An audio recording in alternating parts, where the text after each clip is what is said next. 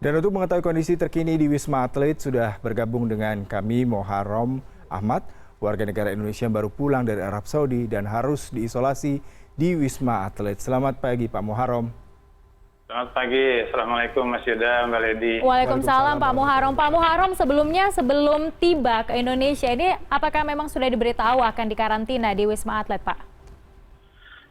Pemberitahuannya tidak ada, jadi kita mencari informasi saja dan kita menduga bahwa ada peraturan baru karena dalam beberapa rombongan sebelumnya tidak ada karantina, tapi kemudian dapat kabar bahwa ada perubahan dari penanganan COVID ini dan kita mengantisipasi sejak awal bahwa ini kemungkinan akan dikarantina.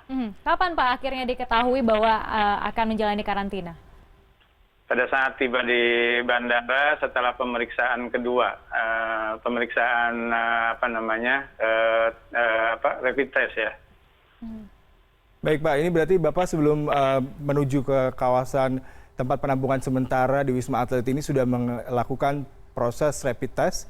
Lalu apakah proses selanjutnya tadi ada PCR, kalaupun memang negatif tetap dilaksanakan atau kalian hanya menunggu selama 14 hari baru nanti akan kembali ke kampung halaman Pak? Seperti apa nih teknisnya Pak?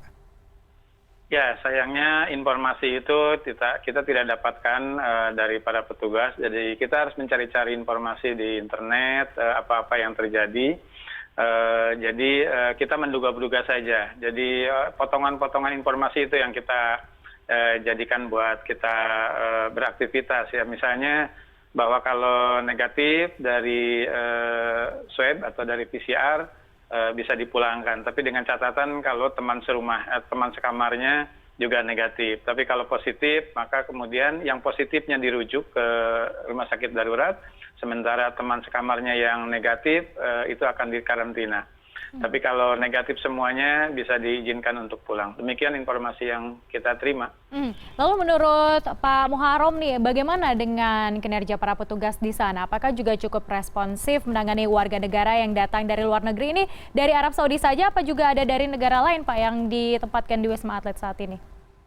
Jadi di Tower C2 ini untuk seluruh WNI, WNA, dan ABK. Nah, cuman ABK ada di lantai tertentu, di lantai 4, kemudian WNI yang lain.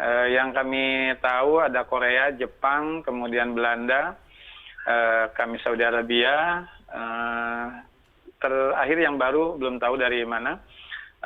Tapi memang di sini tiap hari boleh dibilang bertambah terus. Lalu penempatan begitu ya Yuda, yang kita juga ingin mengetahui seperti apa, bagaimana untuk membagi setiap kamar ini dengan beberapa orang. Ini ketentuannya seperti apa Pak?